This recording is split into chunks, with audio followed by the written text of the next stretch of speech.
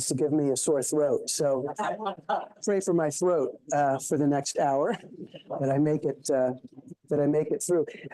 It's mic'd like this. Okay, well, so we are at 9 o'clock. So Dennis, you want to just let me know when we go live on YouTube? We're up. We're up. All right. Well then, welcome everybody. Welcome to all of you who are joining us this morning live, which is delightful. I have a strong preference for teaching and having conversation live. And certainly Zoom and all the remote things are a blessing, enabling us to connect with people from a distance, but there really is nothing like being live. Special welcome again to those of you who are here for the first time. Bravo for being courageous enough to go into a brand new place with brand new faces. I'm glad you're here. And welcome to those of you who are joining us live on YouTube, and then also those of you who are joining us later. I'll walk through the mechanics in a minute, but I first kind of wanted to introduce myself and this place and a little bit about this seminar, the Transcending Contempt Seminar. So my name is Christopher Martin, and I'm the rector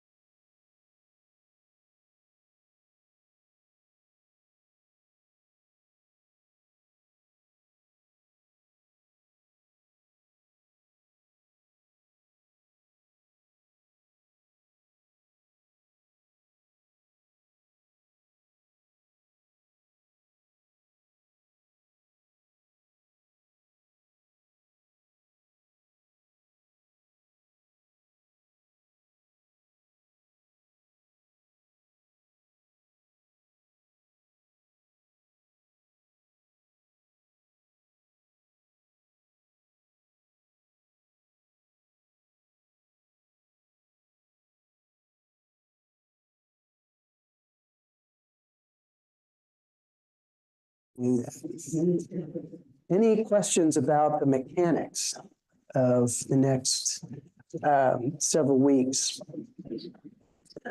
The one final thing I'll say is that what I just described is the way that sessions 2, 3, 4, and 5 are going to go. The last session, we're going to have an extra long time to talk about how the whole seminar went. Not only will you be able to talk about the practice that I'm going to share with you in session 5, you'll also have extra time to talk with other folks about how did this whole thing go? Do I actually feel a little bit more prepared to be a beacon of light and love in this election year?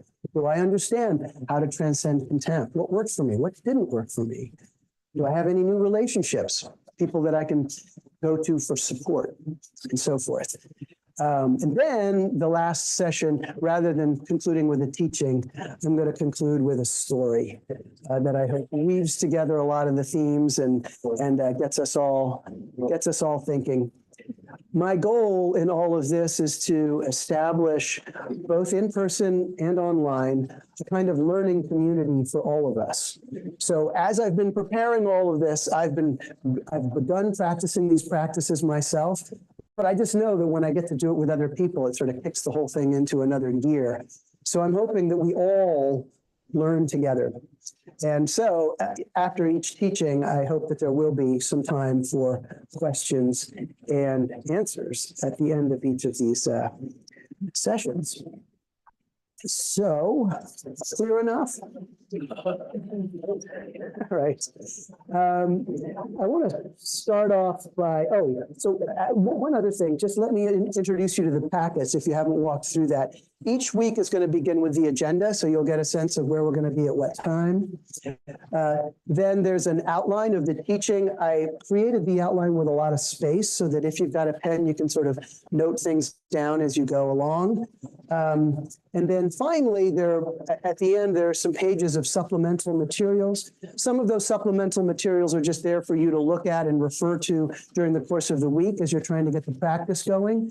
Sometimes I'm going, as I will this morning, I'll refer to some of the material that's added on. So just know that there's a few extra pages there. And again, for those of you who are joining on YouTube, please do go to the web page and download the PDF so that you can track what we're doing together. All right, I think that's it in terms of the mechanics. Yes, Rose. I'm going to miss a session. How soon do I go on the YouTube to catch up? Right away. Oh, right away. Okay. Yeah, no, this is going live on YouTube. We're not editing it. We're not photoshopping it. It's just right away live. Yes, exactly.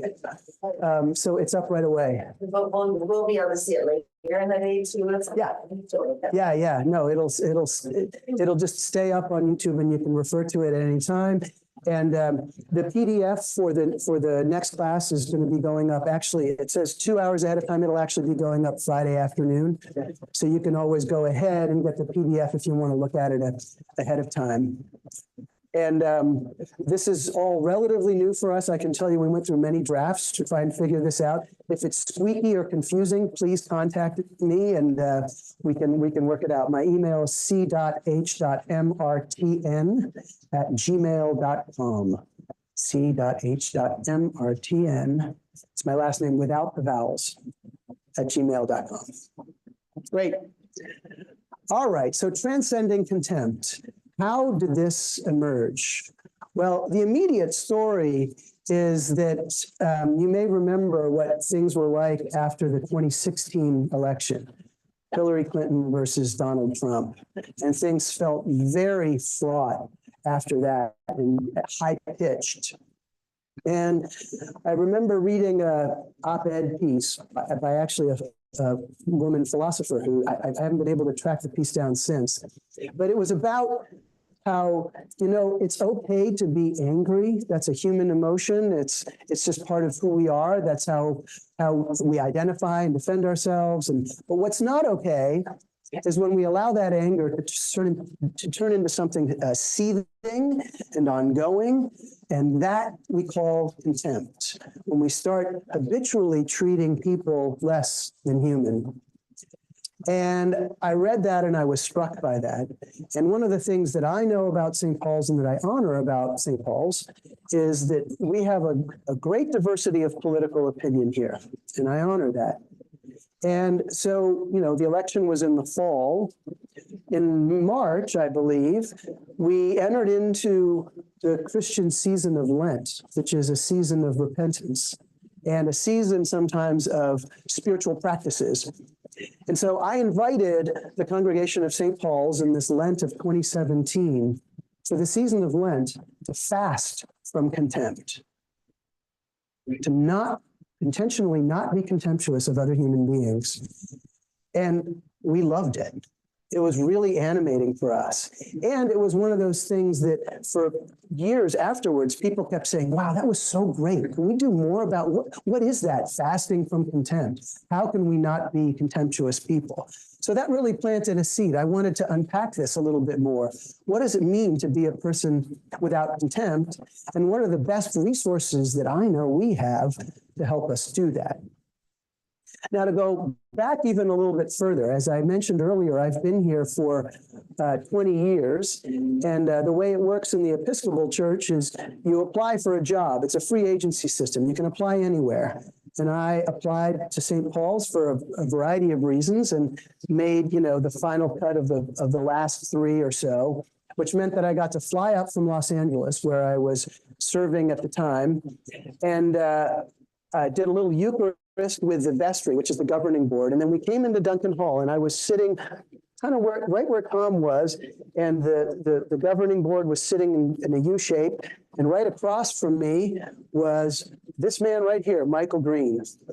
And my predecessor was of a type that loved to preach justice from the pulpit. And I honor that style. But I didn't particularly work for Michael Green. And so he asked me, do you preach politics from the pulpit? And I said, no. I see my work as making sure that when you go into the voting booth, you bring Jesus with you.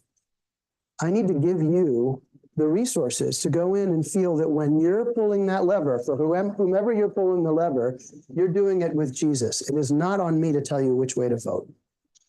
And I have lived up to that promise, that I'm here to people to make their best choices possible and not tell people how to vote. So that's sort of my MO.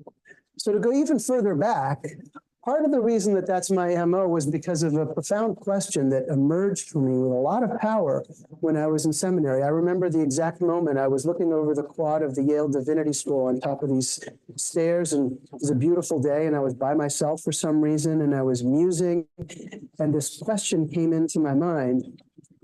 Am I a Christian American, or am I an American Christian? See the difference? What modifies what? What's the primary identity? And I realized that I couldn't answer the question at that point with a lot of assurance, but that was a really profound challenge. I can say now, almost 30 years later, that I am an American Christian, which doesn't mean that I'm not profoundly grateful to be American. I am. But at the end of the day, what is the core of my values? What orients me the most? And the answer is being a Christian. To reveal a little bit more about my own take on things, I am beyond being a member. Well, so several years later, one of my spiritual heroes, mentors, is the former Archbishop of Canterbury, Rowan Williams. Got a lot of wisdom. One of the things Rowan Williams said is that the longer you're a Christian and the more you mature into the Christian faith, the less well you fit into the category of political parties. What you're going to find as you develop your opinions that they don't fit quite neatly into political platforms. You're going to be finding your own way through things. And I've certainly found that to be true for me. And a particular guide for me as I continue to grow and mature as a Christian by God's grace, a beacon for me continues to be St. Augustine. Now, so if you want to know my political opinions, read The City of God. And I say that only semi-facetiously, because one of the things that Augustine in The City of God reflects on is that there's no earthly city, there's no earthly human organization that's an exact match with the city of God, with the heavenly city, that's perfect in a way that none of our ways of doing things is perfect. So just to give one example, one of my favorite quotes that's attributed to Winston Churchill, you may know that like sometimes he actually said these things and sometimes he didn't. I'm pretty sure he did say this. He said that democratic capitalism is the worst possible way to organize human society with the exception of every other way that's been tried. And I believe that, that it's both wonderful in a lot of ways and terrific, and I'm grateful for it. And I always bear this kind of Augustinian question in mind, like, and yet it is not the city of God, and yet it is not perfection. So if you want to know how I'm approaching all of this in this political season, think Augustinian and here's the other thing, like he talks about how each human being is oriented either towards the city of human beings or the city of God. And he says that the church is not the same as the city of God, that within the church there are people that are oriented towards the city of God and people that are oriented towards the city of human beings. And outside the church, there are people who are oriented towards the city of God and people who are oriented towards the city of human beings. And what I find so winsome about Augustine is that he admits that he doesn't know which way he's oriented himself. And he's Saint Augustine. So there is a profound humility and question and openness in the way that Augustine approaches this. This is why he's my model, right? He's got that humility, openness, curiosity, the kinds of virtues that we're going to be exploring together in the days to come. So let me then, having not looked at my page for a while, so just to reiterate what I'm wanting to do, like I just did with Augustine, I'm wanting to root our efforts to become beacons of light and love, to transcend contempt in this election year in these kinds of thinkers. And I want to give you not just the ideas, but the practices that help you to become what you hope to be. So with that, let's turn to the first practices, which are to practice what I call WAG, wonder, attention, and gratitude. So first, wonder. So wonder is a practice that we're going to learn from Socrates. Socrates, great first philosopher in the Western tradition. He is executed by the state of Athens in the year 399 at the age of 70, after having consistently been annoying. He understands himself to be a gadfly. It's a description he uses for himself, constantly asking questions. And you'll notice in your outline, I have a couple of really fancy terms. Eluncus. Eluncus is his way of proceeding where he asks what a thing is. What's courage, for example? He goes in the Laches dialogue. It's a brief one. He goes to a couple of generals with, battle experience and asks them, what is courage? And they give a response. And he says, okay, but then what about this? And then what about that? And then what about the next thing? And he just keeps asking question after question after question, so that it gets deeper and deeper into what this courage thing might be. So that's the eluncus, that way of questioning. And then the next fancy word there is aporia. And that means not resolving the tension, so that by the end of the Laches, you explore what courage is, but there's no answer. It leaves the question open. Now, I remember, so I was a philosophy major as an undergraduate, and I had read some philosophical books in high school, and I was really psyched for my first philosophy class in college. I thought they would have the answers, and they started with Plato, and I was like, what is this? There's no answers here. Or all it does is just disorient you. It doesn't give you a sense of what the real thing is supposed to be about. Well, if you read these dialogues, you're being welcomed into a whole way of thinking that's actually profoundly healthy, and that I'm giving the word wonder to. Now, Plato, or Socrates, is the first philosopher. He doesn't write anything down. He's kind of like Jesus in that way. He goes around asking questions, changing lives, having people learn new things, but he doesn't write down anything himself. When he's in his 60s, a young man, a teenager, starts hanging out with him, a teenager by the name of Plato, who hangs out with him for the last 5, 6, 7, 8 years of his life.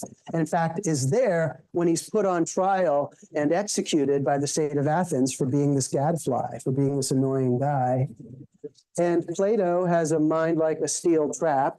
And so a few years after Socrates dies, he comes up with what is probably the first of his 28 or so dialogues, the Apology, in which he captures the occasion when Socrates has to defend himself before fellow citizens who will determine whether or not he is to be executed. The Apology, this is his first dialogue. And in the Apology, and I've included a couple of pages of it in your supplemental material, he tells the story in defending himself of a friend of his, a friend of Socrates, who on his own goes to the Delphic oracle, which tells divine wisdom, and asks this friend of Socrates, who is the wisest man in Athens? And the oracle says that it's Socrates. So the friend goes back to Athens and goes to Socrates and says, I've asked the oracle, and you are the wisest man in Athens.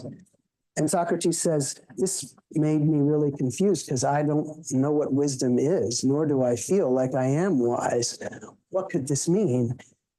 And he thinks, well, I know who's supposed to be the wisest man in Athens. I'll go ask him what wisdom is, and we'll see if we can figure this out and why the oracle would say such a thing, because the oracle wouldn't lie.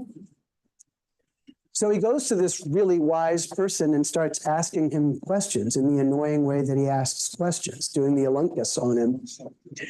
And he eventually comes to the conclusion that he says at the end, I am wiser than he is to this small extent that I do not think that I know what I do not know. So as you think about wonder this week and practice it, that's the phrase I invite you to sort of internalize. I do not think that I know what I do not know. And in fact, that's what Socrates' technique is all about, is helping us all see that we think we know things when in fact, when questioned, we don't know them as clearly as we think we do. So this is an invitation to the practice of wonder. Now, if you look it up in the dictionary, wonder is a noun, is a feeling of surprise mingled with admiration caused by something beautiful, unexpected, unfamiliar, or inexplicable. And as a verb, to desire or to be curious to know something, to doubt, to feel doubt. So what I want to propose is that the practice of wonder is one of the key ways that we can transcend contempt. Now, let me give you some examples. One example. One of the things that I have been wondering about a lot in the last year is Taylor Swift. And I've been actively wondering, because here's the thing, like, I've tried really hard. I've listened to her multiple times. I've seen the Tiny Desk. I've seen 45 minutes of the Eras concert. Like, I've really given it a shot. And she just doesn't do it for me. I could get into why, but like I wanted to like her, you know, and no. I mean, I like, but you know, but I wonder about her a lot because a lot of people that I love and respect adore her and are, yes, like Jessica here. Like, I wish I could, it just, but I feel good about my eccentric place here. I'm not judging it. Like, I just know that it doesn't work for me. And a lot of people that I know and respect it is working for. So I'm staying open and wonder, who knows? I mean, maybe the penny will finally drop in March or something, and I'll be like, oh, now I get it. Or maybe I never will. And that's okay too, because I'm going to keep respecting Jessica. I'm going to keep loving, we have this teenage young woman here at St. Paul's, Zoe. I always go and see her shows. She adores Taylor Swift. She's getting her whole sense of like identity and self and conversation and community out of this. So there's something big there. And I wonder what it is. It's still not clear to me. Oh, you're going to explain the mystery for me, Rose?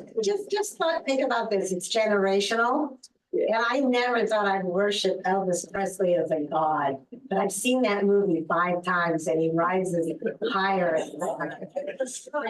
It is and it isn't. But one of my good friends, Phil Roundtree, who's a real rock and roller, he loves Taylor Swift, and he's even older than I am. So there's something there. I'm not getting it. All right. Well, so this is maybe a more benevolent example of the real question that I invite us to wrestle with. If you think that you are likely to be somebody who is going to go and vote for Joe Biden in November, I wonder if you're capable of thinking about people who are animated by MAGA and wondering what it is that animates them. What are the emotions, the fears, the hopes? What is it? And if you are somebody who is likely to go and vote for Donald Trump in November, I wonder if you might be able to wonder what it is that animates folks who are woke. What are the fears? What are the hopes? What are the angers? Where does that come from? You see, it's a shift. It's an invitation to shift how we participate in this. And this is the kind of practice. When I say this is a practice for an election year, I actually mean it. And if we're not a little bit uncomfortable as we walk through this, then I don't think we're really doing the work. So wonder as the first practice, but we're talking about WAG here. Wonder, attention, gratitude. So for attention, I want to invite us to pay attention like Simone Weil. As often happens with things, people like me who is a reader, I called her wheel for a long time until I ran into somebody who was like, oh no, it's they. It's sort of like, it's Goethe until somebody points out that it's Goethe. These things are all over the place. So anyway, it's not wheel, it's they. And I mean, it's really confusing because she's French and that sounds German, but it is Simone Weil. Is how you say it. She was born in 1909 in Paris. She died in England in 1943 in the midst of World War II. She died young, as you could figure out by just doing the math there, 34 years old. She died of pleurisy, but she also died because she didn't take good care of her body. She worked at menial labor, even though she was highly educated, till she exhausted herself and she didn't eat well. And she was very peculiar and eccentric in the way that she took care of her body, as a kind of witness in a strange way. She grew up in an agnostic Jewish family, was incredibly highly educated, sort of graduating always at the top of her class, and physically fragile. She threw herself into factory labor despite her high education so that she could get to know those who were on the margins and those who were, as she called it, afflicted. She threw herself into the Spanish-American War as a nurse, even though she didn't really know how to be a nurse. She just felt like she needed to be where the pain and the suffering was. In the year 1938, she's 29 years old, agnostic Jew. She's suffering from an incredible migraine, and she starts reciting to herself a beautiful Christian poem, Love 3 by George Herbert. Love bade me welcome, and my soul drew back, guilty of dust and sin, but quick-eyed love, observing me grow slack from my first entrance in, drew near to me, asking if I lacked anything, and it goes from there. It's a gorgeous poem. She starts reciting this to herself, and then she writes, Christ himself came down and took possession of me in that moment as she's reciting. But here's the thing. She then intentionally chooses not to be baptized. Why?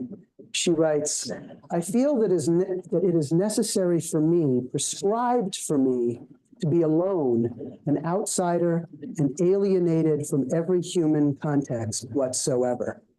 She chooses to be eccentric. She feels called by God, I think, to be this kind of eccentric, prophetic figure.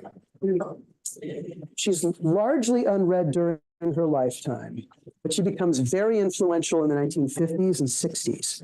Lots of people start quoting her, T.S. Eliot, Auden, Susan Sontag, if you know her, New York intellectual from the 1960s. She writes, such writers as Kierkegaard, Nietzsche, Dostoevsky, Kafka, Baudelaire, Rimbaud, Genet, and Simone Weil have their authority with us because of their air of unhealthiness. Their unhealthiness is their soundness and is what carries conviction. Just bear that in mind. She's this eccentric, powerful witness, as is Kierkegaard, who we'll be looking at later. All right, I invite you to go to the supplemental materials, and it's the second kind of supplemental material, and it's a page of quotes of Simone Weil's. And I just want to talk you through these quotes because each of these quotes is about what Simone Weil means by attention. And I also invite you to keep returning to this page during the week as you're trying to do the practice, because I suspect that what she means by attention is not what we ordinarily mean by attention.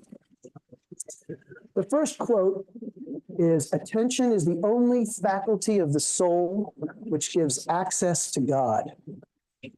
Attention is the only faculty of the soul which gives access to God. Are you all there? No. Second to the last page. Second to the last page. Thank you, Tanner. Second to the last page of the packet.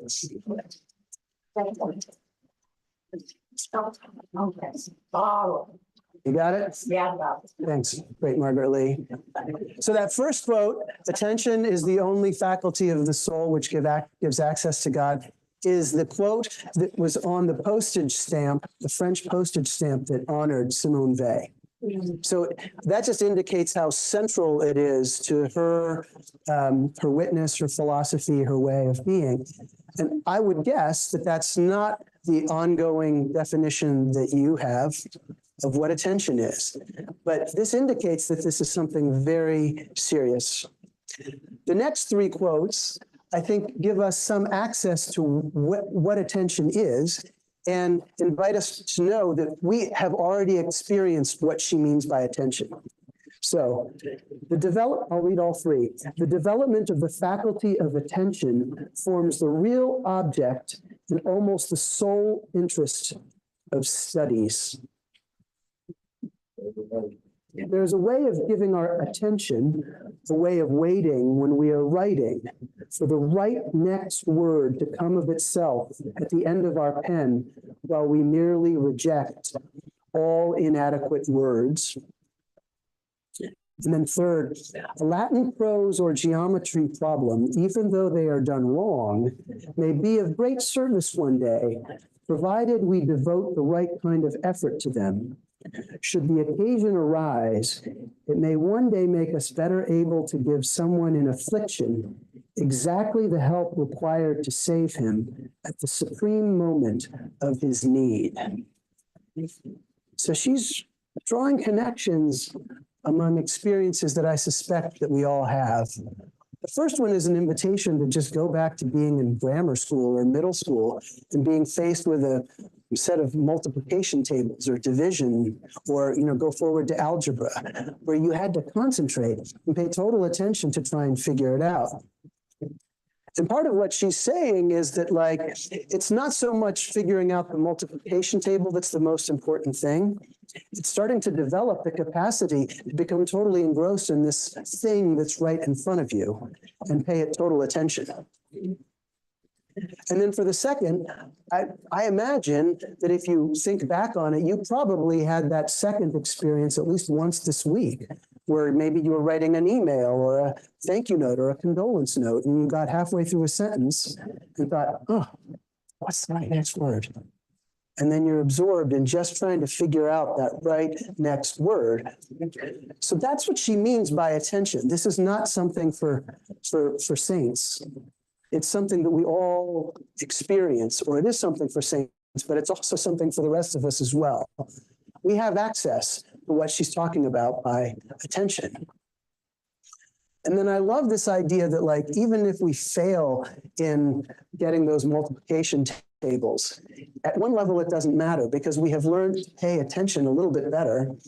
And someday that may bear the fruit of our being able to attend and pay attention, full attention to a human being in need, which is a far greater use of our attention than mastering multiplication tables, as worthy as that is.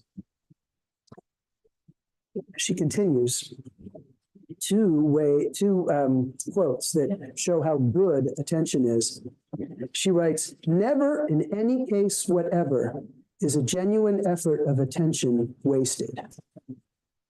And then, every time that we really concentrate our attention, we destroy evil in ourselves.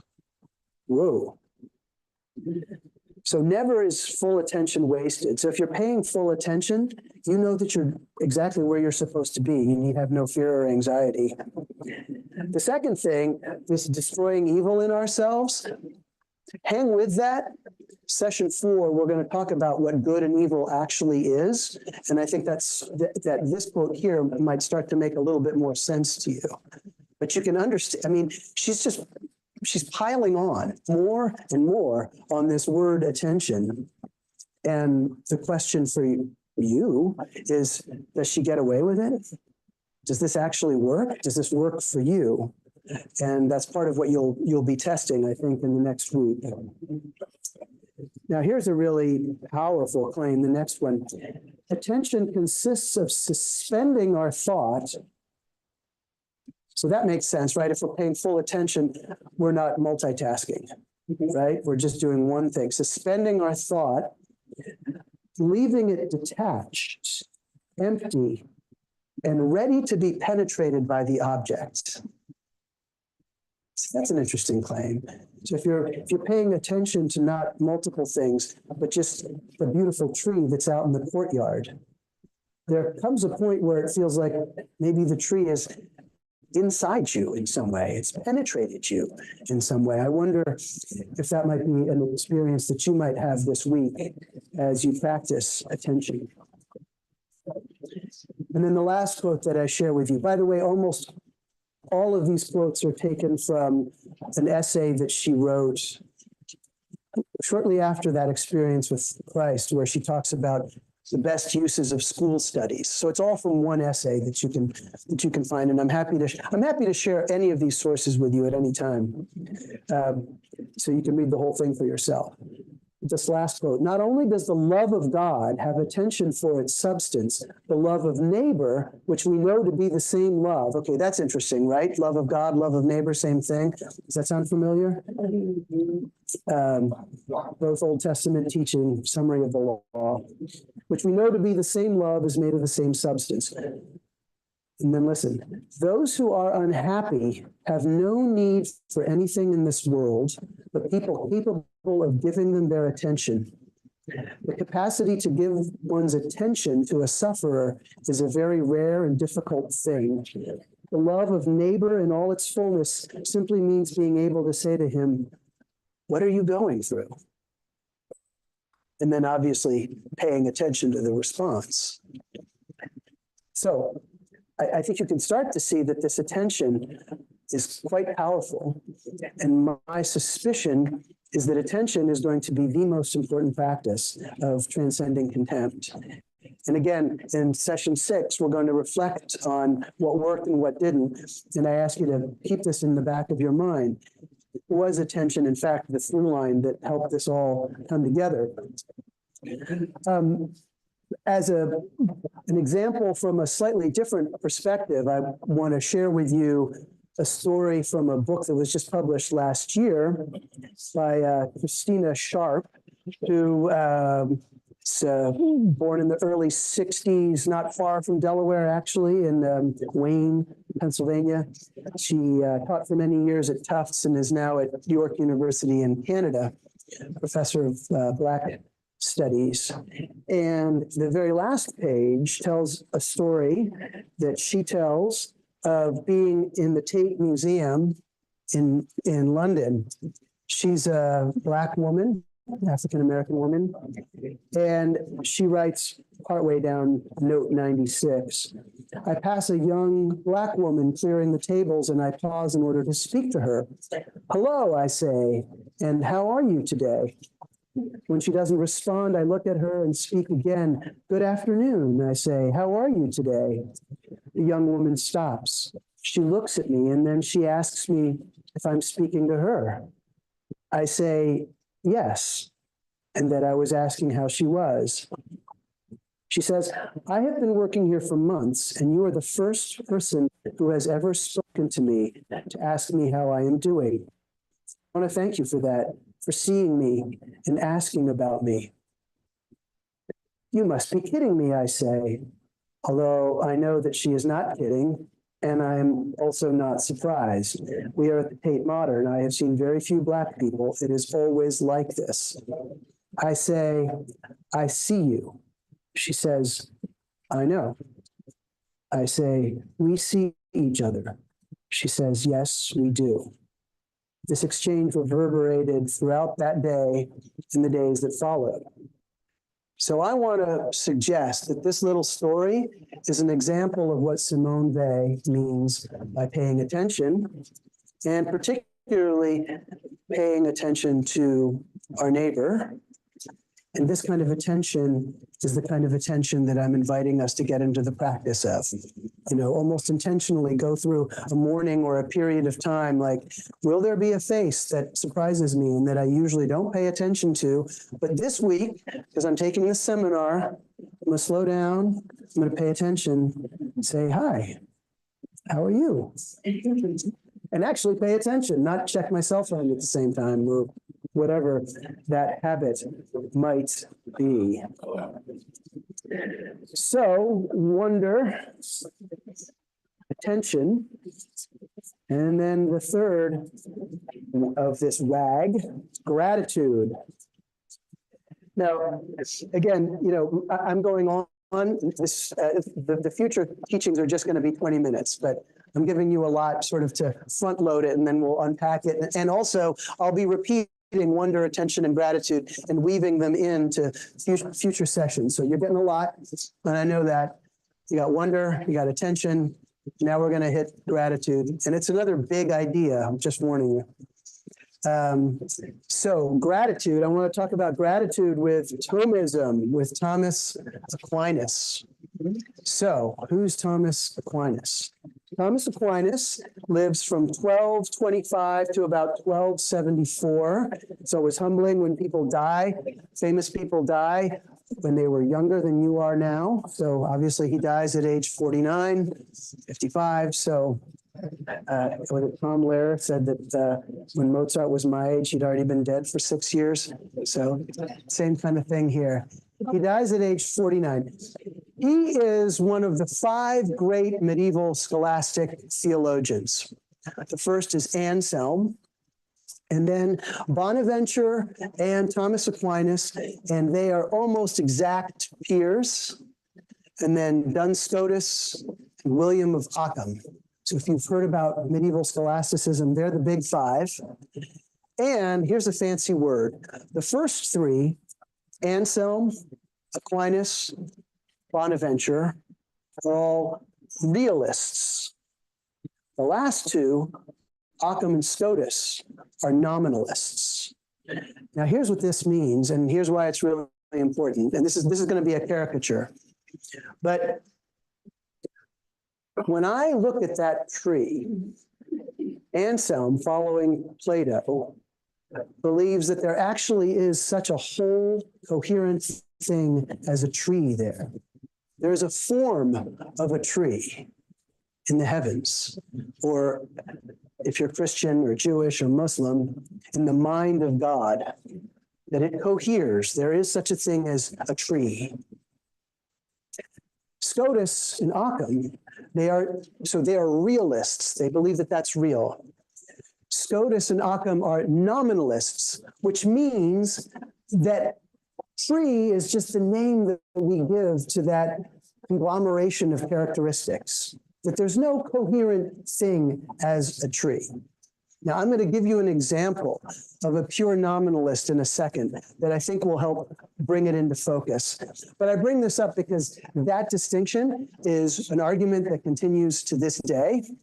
And I'm warning you that I am a realist. I'm with Aquinas and Anselm and Bonaventure in this one. Know that there's a whole nother valid hangs together philosophy that I am not a part of, but that it's out there. So, I'm telling you this so you know my bias, but also maybe have at least one idea that can be at least a little bit helpful.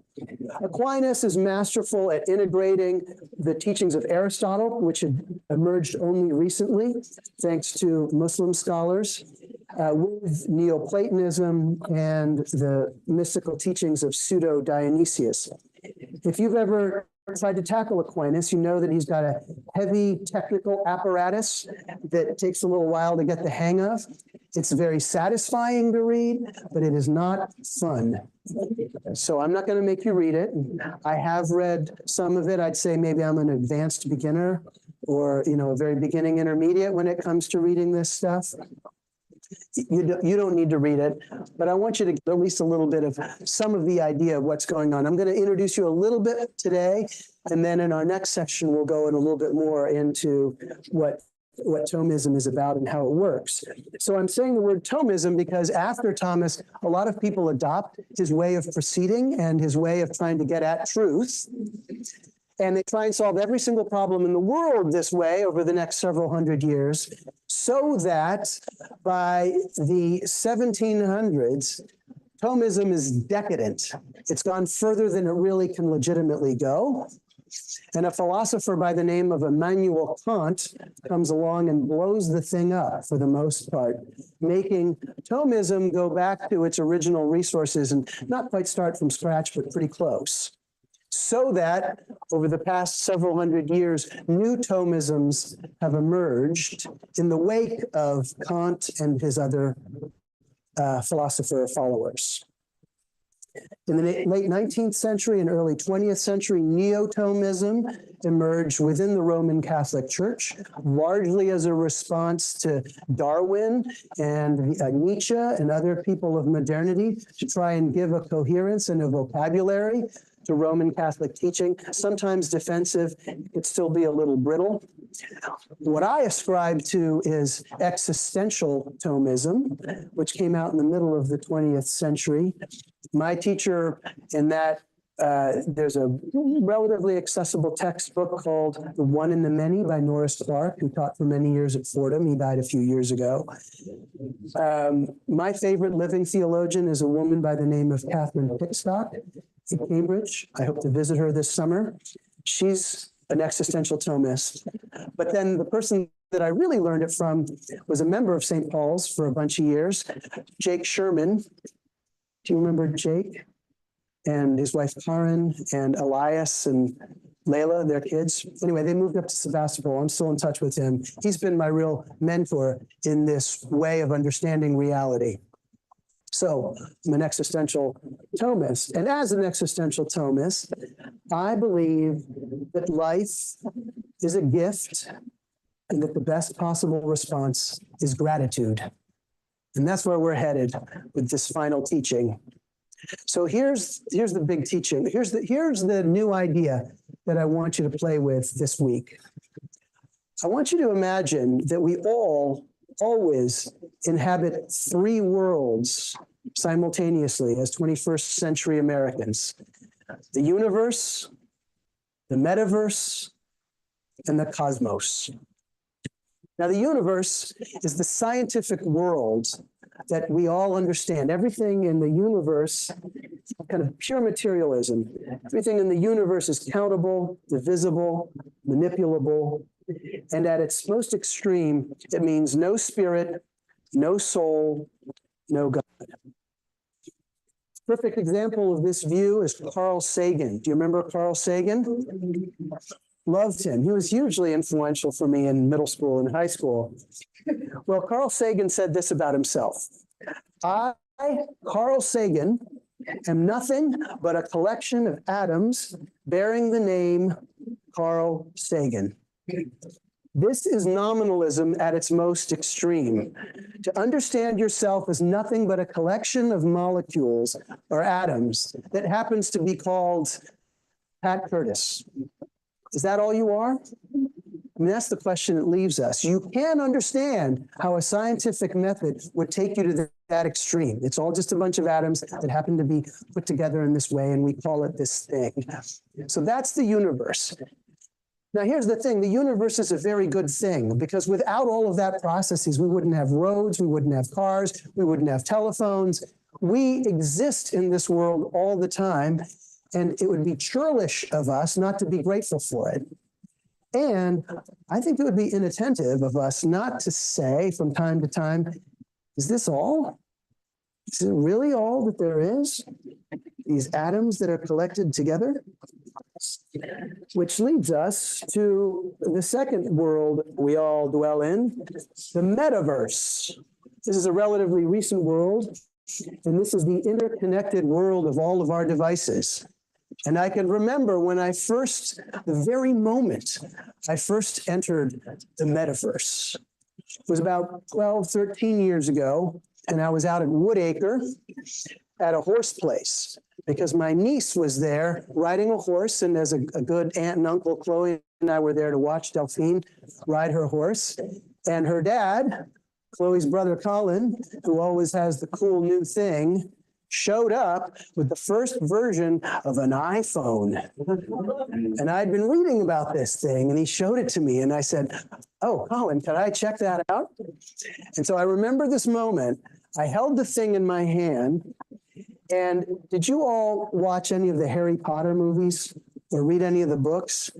Well, so some of the evil creatures are these things called dementors that are like big ghosts. And if you encounter a dementor, it has the capacity to start inhaling. And in the movie anyway, like this black stuff goes from the person into the dementor, and it's the dementor sucking the soul, the very essence of the person. Well, that's exactly what I felt like the first time I held this. I thought, oh my God. And I've made it a practice regularly for my screens to have like images that are of hell, you know, like abandon all hope ye who enter here. Just as a reminder of like, if we spend too much time here, this isn't reality as compelling as it is. Now, as with the universe, I want to say that this is a mixed thing. Like it has negative things and it has positive things. Let me give you an example. So our younger son, Simon, lost his junior and senior year of high school because of COVID. Like he just didn't have the experience that I assume most of us had in the room because he was stuck at home. What was he doing at home? He was staring at a screen. He was playing more first-person shooter games than he ought to. And he got disoriented thanks to this. He was lost in the metaverse. However, unbeknownst to us, meaning Chloe and me, after 2 a.m. in the morning, he was also getting into conversations with people in Japan. And he got so infatuated with that culture that by himself, unbeknownst to us, he taught himself Japanese on the metaverse. He downloaded the books. He got the tutorials. So this is, again, it's a mixed thing. It isn't all evil. But again, is that all there is? So what I want to propose, you've got the universe, you've got the metaverse, and then last we've got the cosmos. And this is what Thomas Aquinas and the other realists want us to imagine. That the cosmos, and ironically, that was the name of Carl Sagan's show. But I want to reclaim the word and say, like, this is a way to describe the world that is a gift of God. It isn't, the world is not merely a given, it is a gift. And the teaching, the Christian teaching, the Platonic teaching is that God created the world ex nihilo, out of nothing, And not only that, everything that is, every breath we take is an ongoing gift of God. If we get into the mindset of there is a God and everything that I am and everything that we do is a constant, ongoing gift of God, what's the natural response? What's the best response? It's gratitude. What I want to propose is moving forward, and this is a practice right from the beginning, to get into the practice of an attitude of gratitude, to be a grateful, perfect. What's that? An attitude of gratitude is not a platitude. Right. Did you hear that? Attitude of gratitude is not a platitude. It kind of is, but it works. And the idea here is that like all of creation, all of the universe, all of the metaverse for our little brains is not comprehensible, but by faith we can trust that it's coherent, that it hangs together, that there is a sense to it, even if we can't get the entirety of it in this human life. I want to close with two quotes that are frequently quoted with existential Thomists, both of which sort of capture what I practice and believe in.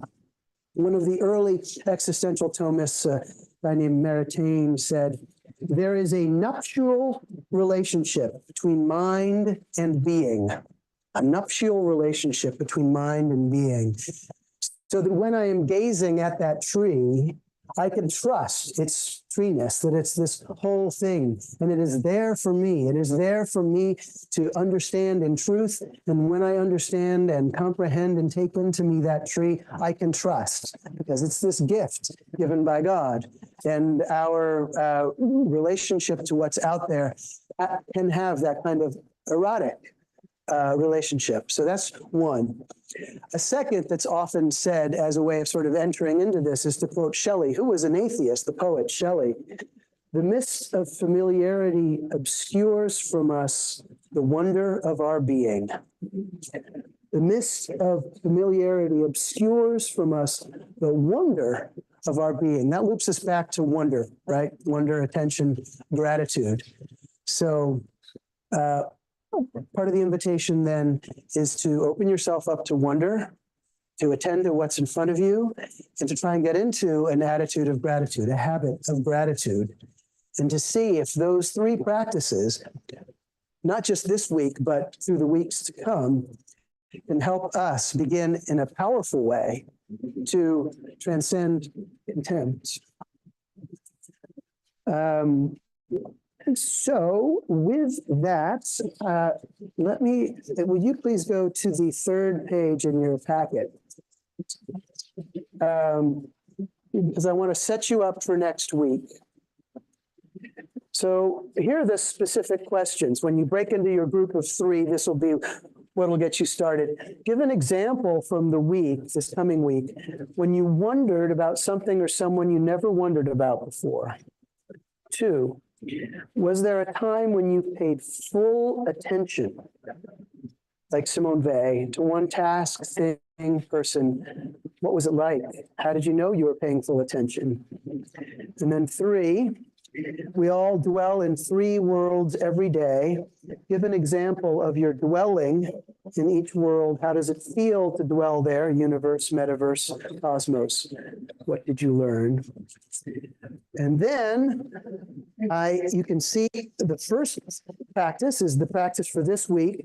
If you've got a pen, you can fill in practicing WAG. WAG, wonder. Well, I mean, you can think of WAG, wonder, attention, and gratitude. So that's your task for this week. And I hope you all come back next week, either in person or on Zoom, where you can check in with other folks who have been hopefully having a week similar to yours, laying the groundwork for becoming beacons of light and love in this election year through practicing WAG, wonder, attention, gratitude.